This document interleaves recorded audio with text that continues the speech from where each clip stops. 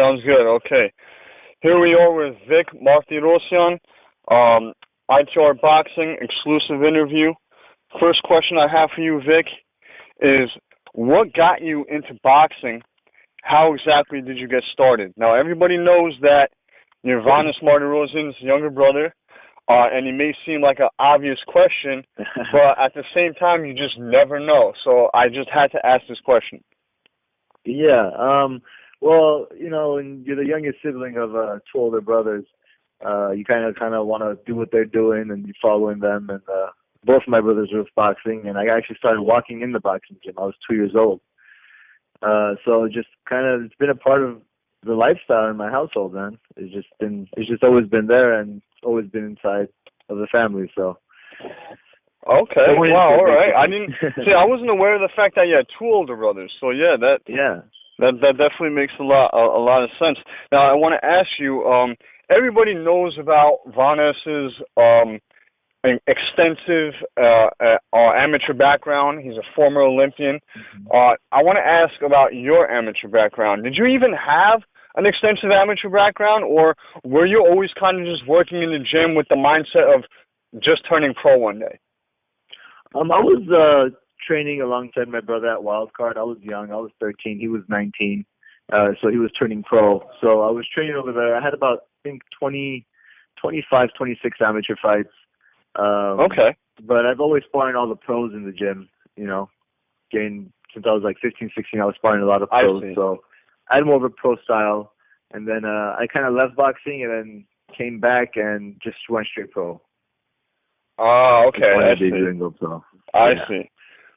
Now, speaking of your fighting style, I personally, I'm a boxing fanatic, and I haven't seen a single fight of yours, but I did see, and that doesn't mean anything because at the end of the day, you only have, how many fights do you have? Like 5 fights so far? 5 fights. Okay, 5. Yeah. And, but I did manage to see some YouTube footage of you. I believe it was for like a minute and a half. And from what I could see is you're an aggressive-minded fighter. You like to throw big shots. And you definitely have an offensive mindset. Please describe your fighting style for the fans and your overall attitude and purpose when it comes to being a fighter. I would say I do have an aggressive mindset, and towards my last 2 fights, I've calmed down a little bit, worked more on boxing and being a little smarter because you can't take everybody out in the round. Right. But I do like to fight. I do like to brawl. I enjoy it. I like it. But recently I've been working on different kinds of styles, working on defense, counter punching, moving, just more footwork, because I am athletic enough to box and move. So just we want to put all aspects of boxing into my game and into my fighting style. So, later on you fight 10 rounds and 12 rounds, you got to switch it up. You can't bang with everybody. So you got to just learn a little bit of everything. And but I do like to brawl. I do like to fight. I do like to. Now you can correct me if I'm wrong.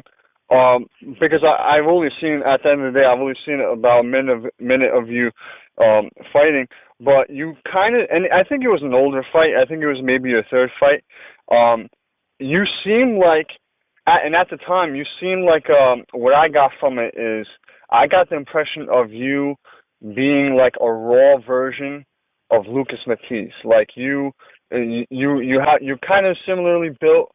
I think you're actually in the same weight class. You're a 140-pounder, right? Is that the weight class you're playing? Correct. And you like to come forward, but like a raw version. And I think when you get polished down the road and when you keep developing as a fighter, do you see yourself maybe becoming a fighter of that ilk, like that style? What's funny? Joe Goosen, I trained for him for a fight, and he told me that I remind him of Lucas Matisse. Yeah. It's funny you say that. So Joe Goosen told me that before. I could see that. I could see I'm a little bit more. Lucas is a great fighter. Oh, he's one of my favorites. One of my favorite fighters. But I think I have a little bit more boxing ability as well. As far as moving and flipping and countering, I have that as well. I just haven't had to bring that out in my fights. Okay. So when the time comes, we'll see it. But that's a great comparison because he's actually one of my favorite fighters, and I'm honored that people see that. That's pretty awesome. Well, yeah, awesome. Yeah. That. I'm glad to hear that as well because, to get another fighter like him, that would definitely be great at the high level. Who is your current trainer, and how did you guys start working together? Well, my current trainer. Well, I don't know if you know. I've kind of had no fight for about a year. Yeah. I did notice that. Yeah. Yeah, I'm just training, just staying in shape. I run almost every day, and then I go to Wild Card. Ernie Zavala and Frankie Lyles is who I work with. As far as training wise, but right now I just go to the gym. I spar 2-3 times a week with some amateur fighters just to stay in shape, just to keep me on my toes. But I train at Wild Card, and me and Ernie Zavala, basically, we know each other from way back. I was a little kid when he was boxing professionally. I actually know who he is because when I was at the Wild Card, he was actually, because I used to train at the Wild Card too at one point, and he was a pro fighter still back then, and he was a 54-pounder, right? I think he was, 47 or maybe even 40. I know he fought Jesse Vargas at 40, at 140. Yeah, so he's still training guys at the Wild Card because he was like Freddie's assistant at one point. Yeah, he's still training fighters. Awesome. Yeah, because I always thought highly of him as a trainer when I saw him work with people later on down the road, especially guys like Glenn Tapia. He did some good stuff with Glenn Tapia, tried to help him get back on that winning streak, and kind of did for a little bit. And because Freddie wasn't always available for Tapia all the time, and so to hear that you're working with him, that's definitely a good thing because he definitely knows his shit.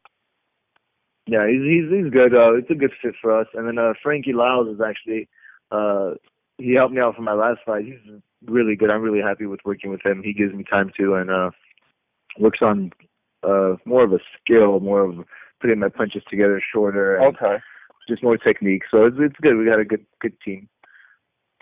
Good. Yeah, so you're in good hands. And, the Wild Card always has the best sparring, so you won't ever have to worry about that going to that place. Definitely. Sparring is the best. I think out of all the gyms I've been to, sparring is the best sparring. You can get everybody from different gyms and different areas driving down. Right. Exactly. It's like I think of Wild Card as the America of boxing gyms. Everybody wants to go there. Definitely. That's a good way to put it. Yeah, everybody goes there for sparring. It's crazy. We get people driving down from Palm Springs, San Diego, and they drive all the way down here just to spar and go back home. You get good work, world-class work. And the energy there is also a very positive one. It is. It's a very positive energy. It's when you walk into a gym, you can feel it. It just makes you want to work. Just makes you want to train. I've been there since I was about 13 years old, so it's kind of like home to me. Right. It's hard to train elsewhere. And for those of the people that are listening, that will be listening, that don't know and have never been to Wild Card, it's not like a lot of boxing gyms nowadays. When they spar, they're like working on stuff 100% of the time or most of the time.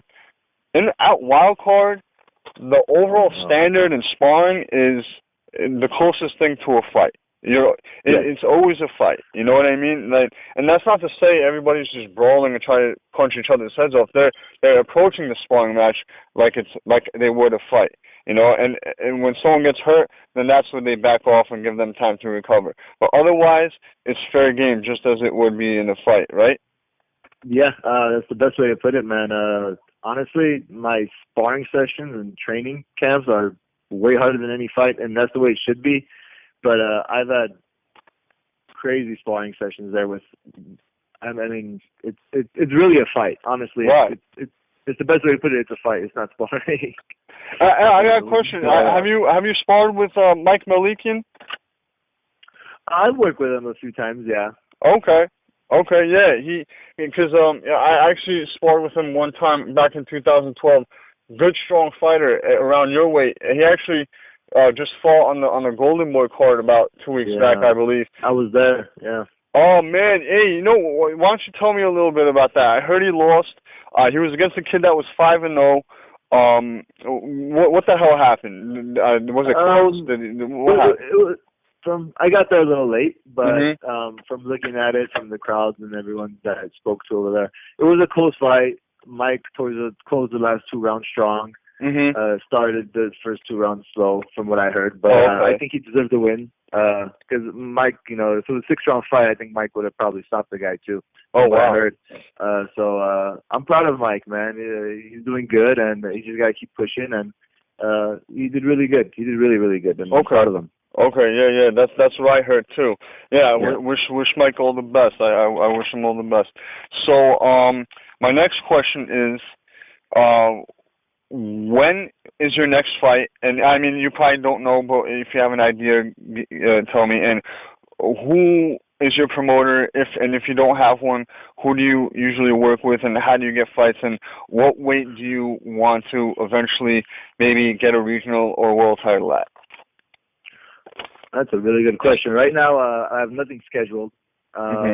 What the situation I'm in is basically we're waiting to hear from some promoters. If all goes well, I will continue fighting because I really do want to fight. But at the end of the day, training and everything, it all costs money. Right.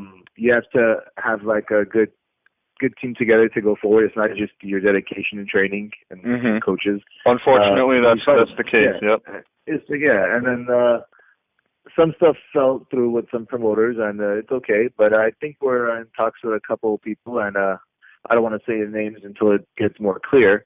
Right. But if it all works out, I'll be ready to fight as soon as possible. I would like to get down to 135, win a title there at 135, and eventually 140, and then 147. Okay. I can make 35. It'll take time. So slowly, one step at a time. Next fight will probably be at 140, and then maybe fight at 38, see how I feel. And then if we can make the weight, sure. If not, 140, 147 would be good. I'm a big 140 pounder, so it's good. Right. Yeah. Okay. All right. Well, yeah, that's good to hear. You want to get down to 35, win conquer as many weight classes as you can. Yep. So, my last question is, I'm sure much like your brother, you're not just a boxer, but you're also a boxing fan, and I wanted to know, what are your thoughts on the upcoming Canelo Chavez Jr. fight? And I'm asking you because your brother had that infamous sparring session a few years back with Chavez. He looked like he did a number on him. And it was before Chavez's fight with Sebastian Speak and Vanes's fight when he fought for the silver WBC title, I believe. And they both ended up going on to win those fights. But what do you think of that fight? I personally think it's a very dangerous fight for Canelo, and in order to win this fight, he's going to have to box and move around, and that's something he's never done. And Chavez is just a durable tank, and as long as his cardio is good to go, he should be able to win. What do you think? I think you put it the best way possible.